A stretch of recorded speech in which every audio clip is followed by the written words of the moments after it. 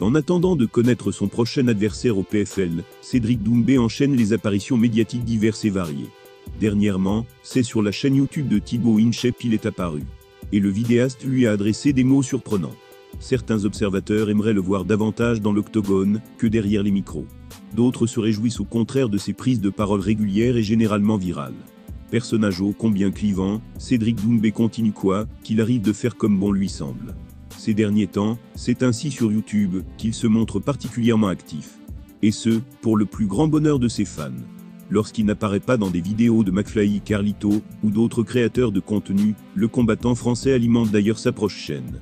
C'est ce qu'il a par exemple fait, il y a quelques jours, en revenant à sa manière sur le choc entre Fury et Ngannou. Plus récemment encore, il a accepté l'invitation de Thibaut InShape, avec qui il s'est retrouvé dans une séquence qui en a étonné plus d'un. Bien. Il me dit bien. C'est un ouf. Tu me reçois le sport de combat, ouais. T'as une carrière, ouais, tu vois. Oh oui. Oh, oh, oh, oh.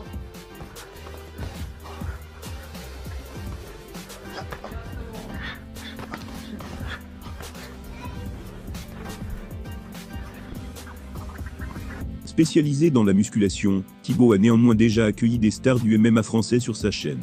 Il avait par exemple eu l'occasion de subir la puissance de Cyril Gane. Or depuis quelques mois, le youtubeur pratique également la boxe. À ce titre, il a jugé bon d'inviter Doumbé pour un sparring filmé, durant lequel il a surpris The Best.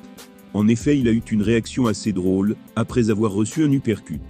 Reconverti coach l'espace de quelques secondes, le vidéaste a au moins eu le mérite de faire marrer son prestigieux invité.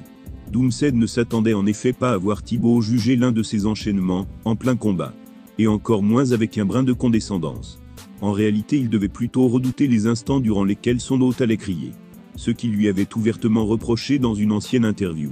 Au final, l'Albigeois pourrait peut-être bien se retrouver dans son coin, à l'occasion de son prochain combat au PFL.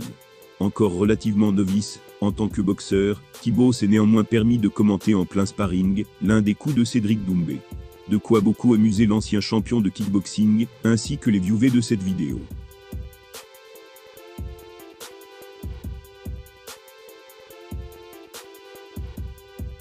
Légende de la boxe, Tyson Fury a cependant vu son image s'écorner, suite à sa victoire controversée face au novice Francis Ngannou.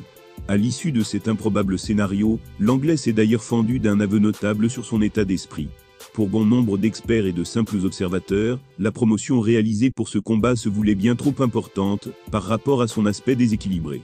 Il faut dire que sur le papier, le choc entre Fury et Francis Ngannou s'annonçait à sens unique. Après tout, ce dernier n'avait jamais grimpé de façon officielle dans un ring, avant de venir y défier l'invaincu champion WBC de l'époque. Certes, son palmarès et ses prouesses passées, en tant que combattant MMA, en faisaient un adversaire à ne pas négliger. Toutefois, sa puissance à elle seule ne paraissait pas suffisante pour inquiéter un boxeur émérite comme Fury.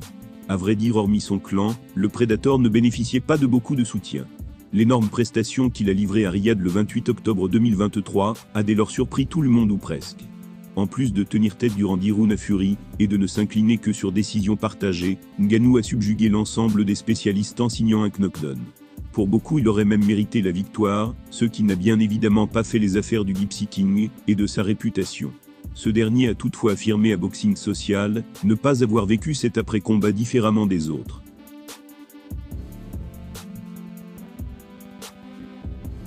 Voilà ces mots. Pendant 2 semaines, j'ai été déprimé, mais comme après n'importe quel autre combat. Ça finit toujours par passer. Au bout de 2 semaines, j'arrive à retourner à la réalité. Je sais que ça s'améliore à chaque fois après 2 semaines environ. J'ai l'habitude, ça fait partie des hauts et des bas de tout ça. Chaque haut est accompagné d'un bas encore plus grand.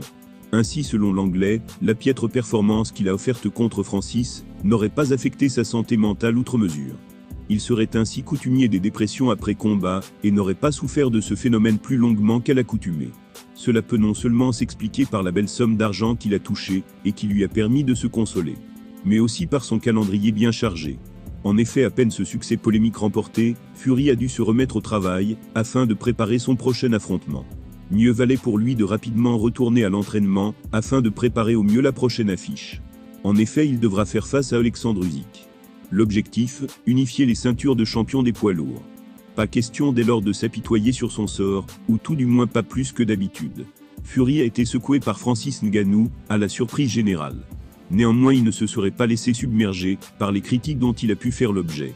Au lieu de cela, il serait ainsi reparti au charbon, après 2 semaines de dépression traditionnelle.